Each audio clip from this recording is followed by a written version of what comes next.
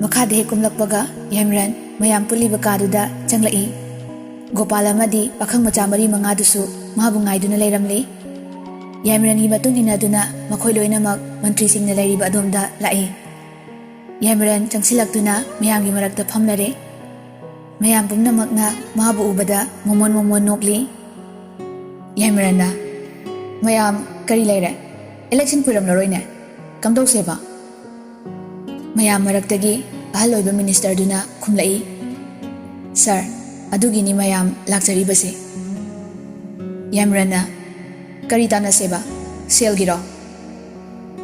Atopa khara naha oiba minister duna amo khumlai. Ahoy sir, madumakni. Adugi damaktani mayamna lakjaribase. Sakti di sel ga sinagadabani. Maramdi fana haiduna su ekhoigi nagrik sing yamna pangli. Sel pambana ayambani. Sel dani ngakta laktuisi. Sel yaudana vote kabadi oithokloi na. Yamranna tapoklai. Yai, kesu kaide. Mayamna fagani khalabadi fagadabadu taw. Tawbatabu aina haigadabadi. Changadaba sel kana kanano hintokna pukho. Maramdi masisu aigi business ni. Aigi paisadi mangbu yaroi. Mapangi aiga chatminariba company anihum siga loinana. Aina mafam sida setmitloan pumnamak paisinaba honarakpada nakhoina mating loina pangadabani. Aduga khwaidagi chawba thikagi thabaksing aigi khutta manamanil naidana thadarakadabani. Aigi company gi potna namna market da phangangadabani. Paisa haitho paisa pukho. Laira tola taraba singbu nungsibagi namada paisa pitho. Potchai cheng yentho. Wari sajalo. Tawba yaba tawsalo. Aroibada samasigi lengak lon amadi setmitlon di ekhoina paisindaba yade simadi munna khangzalu. Anoba scheme kya putho prajabu sumatlu. Lairabu sawat payaba policy program kaya paikhatlu. Prajana yahalu. Tawbatabu changkraba sel kya adu ukhatnaba thausil kya paikhatuna leibaki setmitlon ekhoigi khutta thamnaba tahangadabani. Changkiba sel mayamdu amuk sengthak thongduna tongnaba honagadabani. Is that clear?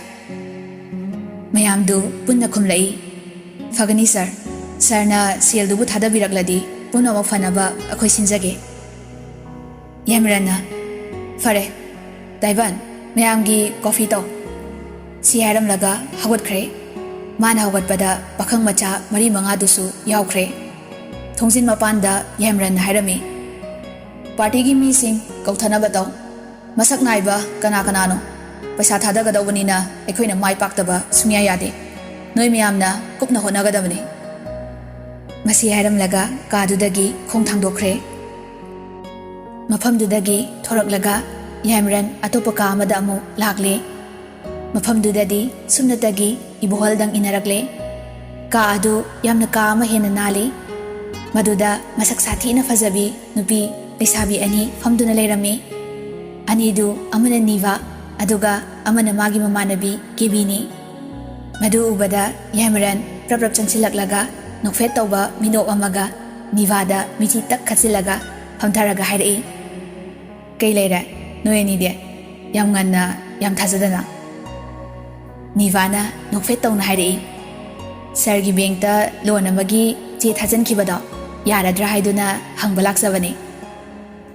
Yamranna sir nate Yamran aigi ming Yamran.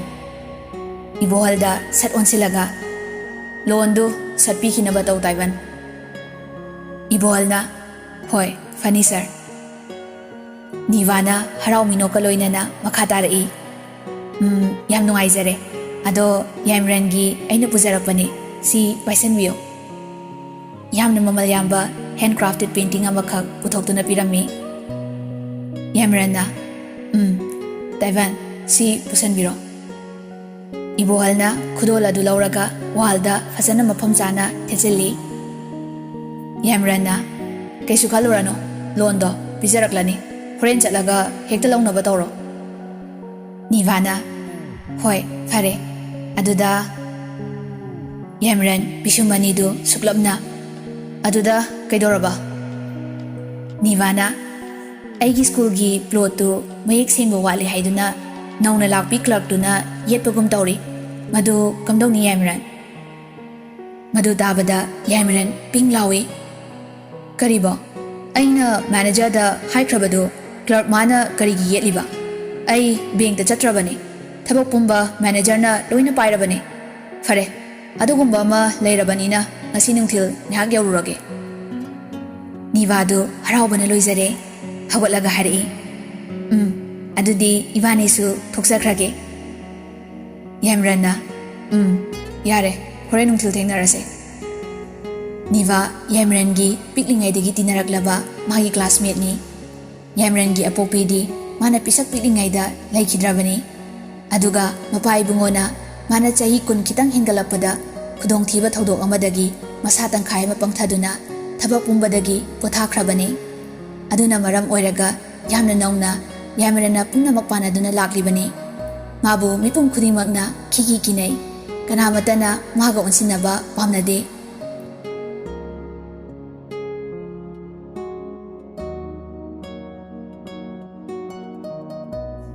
ꯅꯨꯡꯊꯤꯜꯗꯨ ꯌꯥꯏꯃꯔꯟ ꯍꯥꯏꯅꯈꯤꯕꯒꯤ ꯃꯇꯨꯡꯏꯟꯅ ꯕꯦꯡꯛꯇ ꯂꯥꯛꯂꯦ꯫ ꯏꯕꯣꯍꯜꯅ ꯒꯥꯔꯤꯒꯤ ꯊꯣꯡꯗꯨ ꯍꯥꯡꯗꯣꯛꯇꯨꯅ ꯃꯍꯥꯛ ꯀꯨꯝꯊꯔꯛꯂꯦ꯫ ꯍꯟꯅ ꯌꯦꯡꯂꯝꯗꯅ ꯃꯦꯅꯦꯖꯔꯒꯤ ꯃꯅꯥꯛꯇꯝꯅ direct ꯂꯥꯛꯏ꯫ ꯃꯥ ꯎꯕꯗ ꯊꯥꯖꯗꯕꯒ ꯂꯣꯏꯅꯅ ꯄꯥꯈꯠꯅ ꯃꯦꯅꯦꯖꯔꯅ ꯍꯦꯟꯁꯦꯛ ꯇꯧꯗꯨꯅ ꯀꯧꯔꯛꯏ, "ꯁꯥꯔ, ꯀꯔꯤ ꯁꯣꯏꯕ ꯌꯥꯎꯔꯒꯦ?" ꯌꯥꯏꯃꯔꯟꯅ, "ꯅꯤꯚꯥ ꯀꯧꯕꯤ ꯑꯃꯒꯤ ꯁ꯭ꯀꯨꯜꯒꯤ ꯂꯣꯟ ꯄꯤꯈꯣ ꯍꯥꯏꯕꯗꯨ ꯀꯩꯗꯧꯔꯦ, ꯍꯧꯖꯤꯛꯐꯥꯎ ꯄꯤꯗ꯭ꯔꯗꯤ?" ꯃꯦꯅꯦꯖꯔꯗꯨꯅ ꯆꯦ ꯆꯥꯡꯗꯨ ꯌꯦꯡꯂꯒ ꯍꯥꯏꯔꯛꯏ, "ꯑꯍꯣꯏ ꯁꯥꯔ, ꯑꯗꯨꯗ..." ꯌꯥꯏꯃꯔꯟꯅ, "ꯑꯗꯨꯗ ꯀꯩꯗꯧꯔꯕ?" ꯃꯦꯅꯦꯖꯔꯗꯨꯅ, "ꯁꯥꯔ, ꯃꯥꯒꯤ ꯄ꯭ꯂꯣꯠꯇꯨ ꯃꯌꯦꯛ ꯁꯦꯡꯕ ꯋꯥꯠꯂꯤ ꯍꯥꯏꯗꯨꯅ ꯍꯥꯏꯕꯅꯤ." ꯌꯥꯏꯃꯔꯟ ꯃꯆꯤꯡ ꯂꯥꯛꯂꯦ, ꯐꯤꯡꯂꯞꯅ ꯍꯥꯏꯔꯛꯏ, "ꯀꯅꯥꯅ ꯍꯥꯏꯔꯤꯅꯣ?" ꯃꯦꯅꯦꯖꯔꯗꯨ ꯂꯀꯛ ꯇꯧꯏ, "ꯏꯕꯦꯝꯃ ꯂꯩꯁꯅꯥꯅ." ꯌꯥꯏꯃꯔꯟꯅ, "ꯀꯅꯥꯅꯣ ꯂꯩꯁꯅꯥ ꯍꯥꯏꯗꯤ?"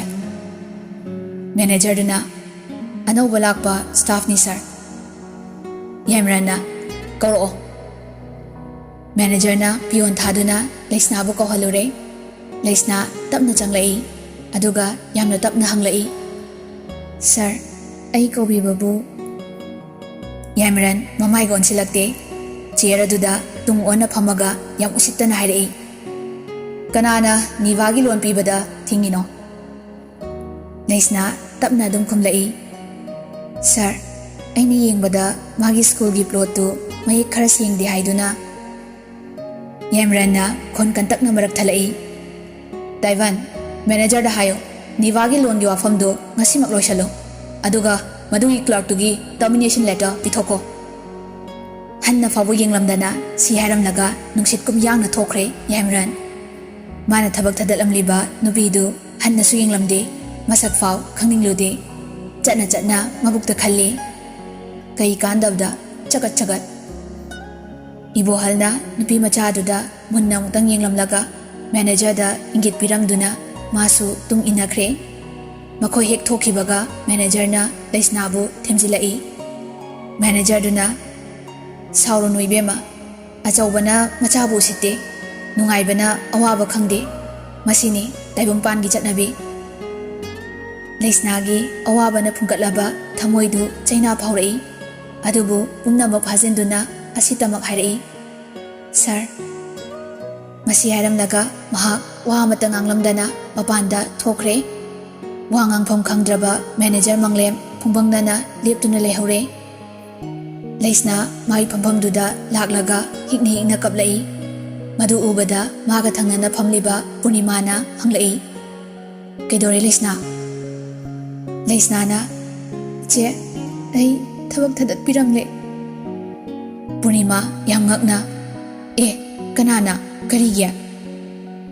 ꯂꯩꯁꯅꯥꯅ, "ꯁꯥꯔ ꯌꯥꯏꯃꯔꯟꯅ ꯅꯍꯥꯟ ꯅꯤꯚꯥ ꯀꯧꯕꯤ ꯑꯃꯒꯤ ꯂꯣꯟꯒꯤ ꯆꯦ ꯊꯥꯒꯠꯂꯝꯕꯗꯣ, ꯑꯩꯅ ꯃꯥꯒꯤ ꯁ꯭ꯀꯨꯜꯒꯤ ꯄ꯭ꯂꯣꯠꯇꯨ ꯃꯌꯦꯛ ꯁꯦꯡꯗꯦꯅ ꯍꯌꯦꯡ ꯑꯁꯣꯏ ꯑꯉꯥꯝ ꯐꯠꯇꯅꯨꯡꯗ ꯊꯣꯛꯂꯗꯤ ꯀꯅꯥꯝꯇ ꯌꯦꯡꯍꯧꯗ꯭ꯔꯥ ꯍꯥꯏꯗꯨꯅ ꯃꯤꯋꯥ ꯇꯥꯅꯤ ꯈꯟꯗꯨꯅ ꯁꯥꯔ ꯃꯦꯅꯦꯖꯔꯗ ꯁꯥꯔ ꯌꯥꯏꯃꯔꯟꯒ ꯑꯃꯨꯛꯇꯪ ꯇꯥꯟꯅꯕꯤꯈꯣ ꯍꯥꯏꯔꯨꯕꯅꯤ, ꯑꯗꯨꯒꯤꯅꯤ." ꯄꯨꯔꯅꯤꯃꯥꯅ, "ꯑꯗꯨꯗꯤ ꯀꯔꯤ ꯑꯔꯥꯟꯕ ꯌꯥꯎꯒꯦꯅꯦ? ꯅꯪꯒꯤ ꯋꯥꯗꯨ ꯆꯨꯝꯂꯤꯕꯅꯤꯅꯦ." ꯂꯩꯁꯅꯥ ꯃꯄꯤ ꯇꯞꯅ ꯇꯩꯊꯣꯛꯂꯒ ꯍꯥꯏꯔꯛꯏ, "ꯂꯥꯟꯕ ꯂꯥꯟꯗꯕ ꯅꯠꯇꯦ ꯏꯆꯦ, ꯑꯩꯅ ꯑꯆꯨꯝꯕ ꯈꯔ ꯍꯥꯏꯔꯨꯕꯗꯣ ꯃꯥꯒꯤ ꯊꯃꯣꯏꯒ ꯃꯄꯥ ꯆꯥꯅꯔꯨꯗꯕ ꯑꯣꯏꯔꯝꯂꯅꯤ꯫ ꯅꯤꯚꯥ ꯍꯥꯏꯕꯤꯗꯣ ꯃꯥꯒꯤ ꯈꯪꯅ ꯆꯥꯟꯅꯕ ꯑꯣꯏꯔꯝꯕ ꯇꯥꯔꯦ ꯏꯆꯦ꯫ ꯄꯨꯔꯅꯤꯃꯥꯅ ꯁꯨꯛꯂꯒ ꯍꯥꯏꯔꯛꯏ꯫ ꯑꯗꯨꯕꯨ ꯋꯥꯗꯨ ꯇꯥꯕ ꯌꯥꯗ꯭ꯔꯦ ꯍꯥꯏꯕꯅꯤꯗ, ꯃꯗꯨ ꯈꯖꯤꯛꯇ ꯐꯥꯎ ꯀꯣꯛ ꯊꯥꯗꯗ꯭ꯔꯕ ꯖꯥꯠꯂꯁꯤꯅꯤ꯫ ꯂꯩꯁꯅꯥꯅ ꯃꯈꯣꯏꯒꯤꯗꯤ ꯑꯩ ꯑꯃ ꯌꯥꯎꯕ ꯌꯥꯎꯗꯕ ꯍꯥꯏꯕꯁꯦ ꯀꯔꯤꯁꯨ ꯈꯟꯕ ꯅꯠꯇꯦꯗ ꯏꯆꯦ꯫ ꯑꯩ ꯑꯅꯧꯕꯅꯤ, ꯊꯥ ꯑꯃꯅꯤ ꯈꯛꯇ ꯉꯥꯏꯔꯤ, ꯑꯗꯨꯅ ꯁꯥꯔꯅ ꯃꯁꯛ ꯐꯥꯎ ꯈꯪꯗꯕꯅꯤ, ꯑꯩꯅꯇ ꯈꯪꯕꯅꯤ꯫ ꯇꯥꯔꯛꯂꯤꯕ ꯃꯄꯤꯗꯨ ꯇꯩꯊꯣꯛꯂꯒ ꯁꯣꯔ ꯃꯄꯤ ꯑꯃ ꯍꯣꯟꯗꯣꯛꯂꯒ ꯍꯥꯏꯔꯛꯏ꯫ ꯐꯔꯦ ꯏꯆꯦ, ꯊꯕꯛ ꯑꯃ ꯑꯃꯨꯛ ꯊꯤꯕ ꯍꯥꯏꯗꯨꯅꯤ, ꯑꯩ ꯆꯠꯂꯦ ꯏꯆꯦ꯫ ꯄꯨꯔꯅꯤꯃꯥꯅ ꯌꯥꯝ ꯐꯤꯡꯅ ꯍꯥꯏꯔꯛꯏ꯫ ꯉꯥꯏꯈꯣ, ꯀꯩꯅꯣꯅꯦ, ꯆꯦ ꯆꯥꯡ ꯊꯣꯛꯄꯃꯛꯁꯨ ꯅꯠꯇ꯭ꯔꯤ, ꯆꯨꯝꯅꯇ ꯆꯤꯟꯅ ꯍꯥꯏꯕ ꯑꯣꯏꯔꯝꯅꯤ꯫ ꯂꯩꯁꯅꯥꯅ ꯑꯩ ꯉꯥꯏꯔꯔꯣꯏꯒꯦ ꯏꯆꯦ꯫ ꯂꯩꯁꯅꯥ ꯕꯦꯡꯛꯇꯨꯗꯒꯤ ꯊꯣꯔꯛꯂꯦ꯫ ꯄꯨꯔꯅꯤꯃꯥ ꯇꯤꯡꯉꯛ ꯇꯤꯡꯉꯛ ꯌꯦꯡꯗꯨꯅ ꯂꯩꯍꯧꯔꯦ꯫ ꯒꯦꯠ ꯌꯧꯔꯛꯄꯗ ꯌꯥꯏꯃꯔꯟꯅ ꯄꯥꯎ ꯄꯤꯕꯗꯒꯤ ꯈꯪꯂꯕꯤ ꯅꯤꯚꯥꯒ ꯀꯦꯕꯤꯒꯗꯨ ꯒꯦꯠꯇꯒꯤ ꯆꯪꯂꯛꯄꯒ ꯃꯄꯥ ꯆꯥꯅꯔꯨꯔꯦ꯫ ꯂꯩꯁꯅꯥꯅ ꯅꯣꯟꯊꯗꯨꯅ ꯆꯠꯀꯦ ꯇꯧꯕꯗ ꯅꯤꯚꯥꯅ ꯆꯪꯁꯤꯟꯗꯨꯅ ꯍꯥꯏꯔꯛꯏ꯫ ꯑꯩꯅ ꯅꯍꯥꯟꯅ ꯍꯥꯏꯕ ꯃꯇꯝꯗꯨꯗ ꯃꯔꯩ ꯇꯧꯔꯝꯗ꯭ꯔꯗꯤ ꯁꯤ ꯊꯣꯛꯂꯣꯏꯗꯕ, ꯃꯄꯥꯟ ꯊꯣꯛꯂꯛꯑꯗꯤ ꯃꯤ ꯃꯁꯛ ꯈꯔ ꯈꯔ ꯈꯪꯉꯨꯅꯦ꯫ ꯂꯩꯁꯅꯥ ꯆꯞ ꯂꯦꯞꯄꯤ꯫ ꯀꯔꯤꯒꯨꯝꯕ ꯈꯔ ꯈꯨꯝꯁꯤꯔ ꯈꯟꯕꯅꯤ, ꯑꯗꯨꯕꯨ ꯋꯥꯈꯜ ꯈꯟꯊꯔꯛꯏ꯫ ꯃꯤꯑꯣꯏꯕ ꯃꯄꯣꯛꯅꯤ, ꯊꯪꯅꯕ ꯃꯤꯀꯨꯞꯇ ꯀꯔꯤ ꯊꯣꯛꯀꯗꯒꯦ ꯈꯪꯕ ꯅꯠꯇꯦ꯫ ꯑꯗꯨꯅ ꯃꯍꯥꯛ ꯋꯥ ꯉꯥꯡꯂꯝꯗꯅ ꯅꯤꯚꯥꯒ ꯀꯦꯕꯤꯒꯗ ꯑꯃꯨꯛꯇꯪ ꯌꯦꯡꯂꯝꯂꯒ ꯊꯩꯗꯣꯛꯇꯨꯅ ꯆꯠꯈ꯭ꯔꯦ꯫ ꯒꯦꯠ ꯂꯥꯟꯊꯣꯛꯈ꯭ꯔꯦ꯫ ꯑꯅꯤꯗꯨ ꯌꯦꯡꯅꯔꯒ ꯅꯣꯛꯃꯤꯟꯅꯩ, ꯑꯗꯨꯒ ꯃꯅꯨꯡꯗ ꯆꯪꯈꯤ꯫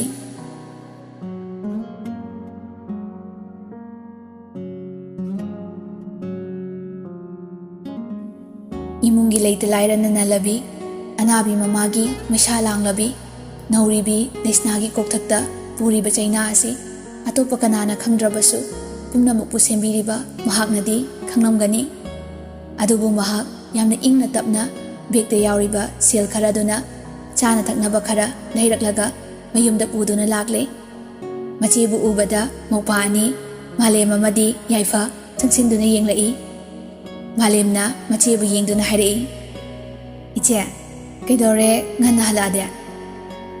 ꯇꯟꯖꯥꯗꯨꯗ ꯃꯃꯥ ꯏꯕꯦꯝꯃ ꯁꯅꯥꯔꯩꯁꯨ ꯊꯣꯛꯂꯛꯇꯨꯅ ꯃꯆꯤꯟ ꯃꯧꯄꯥꯒꯤ ꯃꯅꯥꯛꯇ ꯐꯝꯂꯔꯦ꯫ ꯃꯃꯥ ꯏꯕꯦꯝꯃꯕꯨ ꯎꯕꯗ ꯂꯩꯁꯅꯥꯅ ꯑꯋꯥꯕ ꯄꯨꯝꯕ ꯂꯣꯠꯇꯨꯅ ꯅꯣꯛꯁꯤꯟꯅꯔꯒ ꯍꯥꯏꯔꯛꯏ꯫ ꯏꯃꯥꯒꯤ ꯍꯤꯗꯥꯛ ꯂꯩꯍꯧꯗꯕꯗꯨꯗ ꯇꯧꯕꯅꯦ ꯕꯨꯡꯉꯣ, ꯑꯗꯣ ꯅꯅꯥꯎ ꯏꯁꯤꯡ ꯄꯨꯔꯛꯑꯣ, ꯃꯃꯥꯒꯤ ꯍꯤꯗꯥꯛ ꯄꯤꯖꯁꯤ꯫ ꯌꯥꯏꯐꯅ ꯏꯁꯤꯡ ꯄꯨꯔꯛꯇꯨꯅ ꯃꯃꯥ ꯏꯕꯦꯝꯃꯕꯨ ꯍꯤꯗꯥꯛ ꯄꯤꯖꯔꯦ꯫ ꯃꯃꯥ ꯃꯆꯥ ꯃꯈꯣꯏ ꯃꯔꯤꯗꯨ ꯃꯥꯡꯒꯣꯜꯒꯤ ꯗꯥꯔꯤꯗꯨꯗ ꯐꯝꯗꯨꯅ ꯋꯥꯔꯤ ꯋꯥꯇꯥꯏ ꯁꯥꯕ ꯍꯧꯕꯇ ꯉꯥꯏꯔꯤ꯫ ꯉꯁꯥꯏ ꯄꯨꯡ 2-3ꯒꯤ ꯃꯃꯥꯡꯗ ꯃꯥꯕꯨ ꯊꯕꯛ ꯎꯁꯤꯠ ꯊꯑꯣꯏꯗꯅ ꯊꯥꯗꯠꯂꯝꯕ ꯌꯥꯏꯃꯔꯟ ꯑꯃꯗꯤ ꯏꯕꯣꯍꯜꯒ ꯂꯣꯏꯅꯅ ꯅꯤꯚꯥ, ꯀꯦꯕꯤ ꯄꯨꯝꯅꯃꯛ ꯃꯔꯤ ꯆꯪꯂꯛꯇꯨꯅ ꯃꯥꯒꯤ ꯃꯥꯡꯗ ꯂꯦꯞꯂꯔꯦ꯫ ꯃꯌꯥꯝꯗꯨ ꯎꯕꯗ ꯂꯩꯁꯅꯥ ꯉꯥꯏꯍꯥꯛ ꯋꯥ ꯉꯥꯡꯐꯝ ꯈꯪꯗꯅ ꯌꯦꯡꯗꯨꯅ ꯂꯩ꯫ ꯁꯅꯥꯔꯩꯅ ꯍꯪꯂꯛꯏ, ꯀꯅꯥ ꯑꯣꯏꯕꯤꯔꯕ? ꯏꯕꯣꯍꯜꯁꯨ ꯉꯥꯏꯍꯥꯛ ꯇꯤꯡꯉꯛ ꯃꯥꯌꯛꯅꯗꯨꯅ ꯋꯥ ꯉꯥꯡꯗꯅ ꯂꯩꯁꯅꯥꯗ ꯌꯦꯡꯂꯛꯏ꯫ ꯀꯅꯥꯝꯇꯅ ꯈꯨꯝꯃꯛꯇ꯭ꯔꯤꯉꯩꯗ ꯂꯩꯁꯅꯥꯅ ꯈꯪꯍꯥꯏ ꯍꯥꯏꯔꯛꯏ꯫ ꯕꯨꯡꯉꯣ, ꯃꯃꯥ ꯄꯨꯁꯤꯜꯂꯒ ꯏꯃꯨꯡꯗ ꯆꯪꯉꯣ, ꯄꯣꯊꯥꯍꯜꯂꯨꯔꯣ꯫ ꯃꯍꯥꯛꯇꯤ ꯄꯥꯈꯠꯈ꯭ꯔꯕꯅꯤ꯫ ꯀꯔꯤ ꯃꯔꯝꯒꯤ ꯂꯥꯛꯂꯤꯕꯅꯣ ꯈꯪꯗꯕꯅꯤꯅ ꯊꯕꯛ ꯊꯥꯗꯠꯄꯒꯤ ꯋꯥꯒ ꯍꯥꯏꯔꯛꯀꯗ꯭ꯔꯥ ꯈꯟꯈ꯭ꯔꯦ꯫ ꯃꯗꯨ ꯍꯦꯛ ꯍꯥꯏꯔꯛꯄ ꯃꯇꯝꯗ ꯑꯁꯣꯟꯕꯤ ꯃꯃꯥ ꯑꯗꯨꯅ ꯑꯣꯏꯒꯗꯕꯗꯨ ꯈꯜꯂꯨꯕꯗ ꯃꯍꯥꯛ ꯍꯨꯃꯥꯡ ꯀꯥꯡꯈ꯭ꯔꯦ꯫ ꯃꯃꯥ ꯏꯕꯦꯝꯃ ꯁꯅꯥꯔꯩꯅ ꯍꯟꯖꯤꯟꯅ ꯍꯪꯉꯛꯏ꯫ ꯁꯅꯥꯔꯩꯅ, ꯉꯥꯏꯈꯣꯅꯦ ꯅꯪꯕꯣ, ꯀꯅꯥꯅꯣꯅꯦ? ꯂꯩꯁꯅꯥꯅ, ꯏꯃꯥ, ꯑꯩꯅ ꯈꯪꯕ ꯃꯤꯑꯣꯏꯁꯤꯡꯅꯤ, ꯌꯥꯔꯅꯤ, ꯄꯣꯊꯥꯅꯕ ꯇꯧꯔꯨꯔꯣ, ꯑꯩꯁꯨ ꯆꯪꯉꯛꯑꯒꯦ꯫ ꯁꯅꯥꯔꯩꯅ, ꯐꯔꯦ ꯐꯔꯦ ꯑꯗꯨꯗꯤ꯫ ꯃꯆꯦꯅ ꯍꯥꯏꯕꯒꯤ ꯃꯇꯨꯡ ꯏꯟꯅ ꯃꯥꯂꯦꯝꯅ ꯃꯃꯥꯕꯨ ꯄꯨꯗꯨꯅ ꯆꯪꯈ꯭ꯔꯦ꯫ ꯌꯥꯏꯐꯗꯤ ꯃꯆꯦꯒ ꯂꯩꯍꯧꯔꯤ꯫ ꯃꯃꯥ ꯆꯪꯈꯤꯕꯒ ꯂꯩꯁꯅꯥꯅ ꯍꯥꯏꯔꯛꯏ, ꯀꯔꯤ ꯂꯩꯔꯦ ꯁꯥꯔ? ꯏꯕꯣꯍꯜ, ꯅꯤꯚꯥ ꯑꯃꯗꯤ ꯀꯦꯕꯤ ꯂꯩꯁꯅꯥꯕꯨ ꯎꯕꯗ ꯉꯛꯅ ꯌꯦꯡꯂꯤ꯫ ꯌꯥꯏꯃꯔꯟꯗꯤ ꯂꯩꯁꯅꯥ ꯃꯁꯛ ꯈꯪꯗꯕꯅꯤꯅ ꯀꯩꯁꯨ ꯊꯣꯏꯅ ꯈꯜꯂꯨꯗꯦ, ꯑꯗꯨꯕꯨ ꯃꯥꯅ ꯉꯛꯄ ꯍꯥꯏꯔꯒꯗꯤ ꯁꯥꯔ ꯍꯥꯏꯔꯛꯄꯗꯨꯗꯅꯤ꯫ ꯃꯕꯨꯛ ꯇꯞꯄ ꯏꯕꯣꯍꯜꯅ ꯅꯣꯛꯃꯤ ꯇꯧꯔꯒ ꯍꯥꯏꯔꯛꯏ, ꯏꯕꯦꯝꯃ, ꯃꯁꯤ ꯅꯪꯒꯤ ꯌꯨꯝ ꯑꯣꯏꯔꯦ, ꯑꯩꯈꯣꯏ ꯃꯤ ꯑꯃ ꯊꯤꯔꯛꯄꯅꯤ꯫ ꯂꯩꯁꯅꯥꯅ, ꯀꯅꯥ ꯑꯣꯏꯔꯕꯅꯣ ꯁꯥꯔ? ꯏꯕꯣꯍꯜꯅ, ꯒꯝꯂꯥꯗ ꯁꯦꯝꯕ ꯂꯩ ꯄꯥꯝꯕꯤ ꯃꯈꯜꯀꯌా ꯌꯣꯟꯕꯤ ꯅꯨꯄꯤ ꯃꯆꯥ ꯑꯃ ꯁ꯭ꯋꯥꯏꯗ ꯂꯩ ꯍꯥꯏ, ꯁ꯭ꯋꯥꯏꯒꯤ ꯃꯤꯗ ꯍꯪꯕꯗ ꯁꯤꯒꯤ ꯌꯨꯝꯁꯤꯗꯅꯤ ꯍꯥꯏꯔꯛꯏ꯫ Laisnana momon noktuna hairei. Karamba lei makaldano saroina pambiribabo. Ngasaidagi yengduna tumina leiramba Yaimirana hairei. Yaragadi amutang loini yenge. Nivana usithawaidana thausadana hairei. Aduna farani natro Kebia. Kebisu kaisu thausadana khumlai. Hoi. Laisnana mopada hairei. Nanao saroida laisingdo loina mo amta yengalo. Yaipana hoi je somda lakbiyo mayam. Yaipana awang thangba yana khalomda thamliba gamla sing adu tamna mayambu puduna chatkre. Nivaga Kebiga khra lapkhrabada Yaimirana lona hangai. Yaimirana Taiban kadomdagi sarno hosikiduna makhol sisu aini yam takraba male. Aibo kadaida Yaimirana ngahak khalingai ibohalna nokfet tawna hairei. Ibohalna ngasai sarna bengta thabak thadalambi nupi machaduni. Yaimiran gamla maraktuda chap lepi. Ibohal nokfet tawna gamla singdu yengba hokre. Yaimiran gyan khanglak lai mathanta solai. Masibu ngasai aina lai khoramba chatpada thingnabadu Tanjaduda Yaifadu magi manakta hek leplare. Yaimirana khangai khangjin oina hangai. Nangdi class kya tamle? Ama nupa macha imungda changkhibaduga nanga kanana halino? Yaifana 11 tamme, tamona 12. Yaimirana o kay school da? Yaifana school mamingdu hairapada Yaimiran swailawi magi school duni. Yaimiran handakti mamay pura onsinduna Yaifada hangai. Yaimirana laisingsi kanana semino? Yaifana ichena sembane baba laikhidabadagi mama nabagiga tamoi bani larik tambagiga ichena wana ngamnaba loina honabada sisu tawkhrini. Private bank amada thabak tawbani adudasu konadadana sina ahangwa matamda ichena honabani. Yaimiran tumina laikhre. Ngahak tumina lairuraga khangai hairei. Angauba satpa lei makai loina khandoro aina loina lawgani. Yaifana hoi kaka. Kaka kaurakpaduda Yaimiran khangprek khangna Yaifada yengi. Yaifana gamla khanba chatkibaga Yaimirana ibohalda tapna hairei. Taiban ibohalna sir. Yaimirana laisnasi hayengdagi thabak lao hairamo ai thokrakanda. Ibohaldu tingaknana yenglaga hairei. Phani sir ai haizaramge. Yaimiran thokre. Nivaga Kebigasu tholakle. Nivana Yaimiranda noksinduna hairei. Aidi rosingsi oina laurage. Kebina aidi sanare kharaga lehau kharasiga oina laurage. Aniduna ngangnaridu Yaimiran tade. Sumangduda fana kuina leptuna Yaifana lei thangdorokpa ngaiboina laisna tholakpra yengi. Adubu tholaktre. Yaifana puthokpa horokpaga Yaimirangi mapanda lehauba misingdusu changlaktuna yaurare. Nivana Yaifada onsilaga hanglai. Mamaldi kaya kaya no sibo? Yaifana ichena nahangkai yonbadadi 200 ta yonbani. Ado khangde mayam laurabanina tagadaba orangani. Akhoi cheda amta hangkige. Nivana yamna show off amaga loinana hairei. Tadrasu yarani adum pirage. Yaimirana yare niva Taivana loina tizarani taururano. Adu hairamlaga Yaimiran getlomda thokre. Nupi anidusu inakre. Makhoi hek chatkibaga laisna thoklai. Aduga tapna changsinduna ibolda hangai. Laisnana sir si khay lobidoira? Ibohalna hoi bema mamaldu sida leire. Punna gamla humpuni. Yangkai nipan khanbada aina sel thiba pharak tarani haiduna ani amaga hapsale. Lei angauba khai amta lehaudrabani onthokna fazana semkre. Laisnana momon noklaga पैसादो तपना लौरगा 2,000 चपी अमा हंदोक्लगा हाइरई sir कबोक लई 10 सिगी ममल लौजररोय मसी sir यामरंदा अइना पिरकपनी तंबिरो अदुगा ननाव orchids मरक्तगी फजना सालबा अमा याहौबने मदु पुरो अदुना sir अहलगी ओइनबा याइफना मचेना हाइबदु तौख्रे इबोहलना लैस्नाबु येंगदुना तपना हाइरई इबेमा अखोइगी Sarna इबेमाबु हयेंदगी हानगुम थबक अदुम लाक्नबा हाइरमी लैस्ना नहा खल्लगा खुमलई ngakpigani sir achu maran leitaba mafamduda ai amu hana laklaroi haiduna sir yamranda tambiu asi haramlaga laisna tumina maru lukthaduna changkhre imung changlakpaga paisadu puthokduna yenglai laisna mathanta soli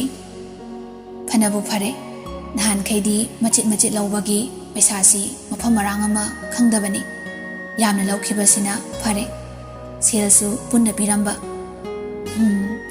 2,000 अमना Imangi थासिगी हिदाक्ता 1,000 अंगांग अनिगी मिंगचनबदा लौखिबा पैसादुगी सेंदोय अदुगा 2,000 अमना अनोबा गमलासिंग लैबदा अदुगा मरीसिना करीबु तौदोइनो अंगांग अनिगी नुंतिगी भरा लुपा 90 युमगी चानबा इंसांग नापी Cheng हवाई इमाना दुकानदगी सोटुबा खरदुसु सिंगलनी पोपांग चेबांग फरे हानगी चंगदबसी हाना तौरगे कोनगिना कोनगी अमुक लागलनी ऐसु थबक अनौबा अमा थीबा हाइदुनी सोमदा इबोहल हेक थोक्लकपगा यामरन्ना हंगलई यामरन्ना दाइबान हाइरमलबा इबोहलना होय sir हाइजरमले यामरन नोफेट तौना थौसादना हंगई कई हारके होय हाइरमगनी बुदी खंगे इबोहलना मोमोन नोकलगा तपना हाइरी अचुम मरान लेतबा मफमदुदा अमुक हना लागलरोय हायहोए सर वहाइदु ताबदा यामरन पिंग लाउख्रे मागी इगोदा मीना थांग यालकपगा चप मानख्रे पुंसीदा अहान बोइना मागी इगो मतांगदुदा खंगचाइ चाइ बोइनिंगी मागी वाखलदा लाइरबिनी अदुम लाक्लादौनी हाइना खलुबनी अदुबु पुरा तायोनख्रे लेपलिबा मफमदुदा चप युंगना वांगांगदना अदुम लेपतुना लैख्रे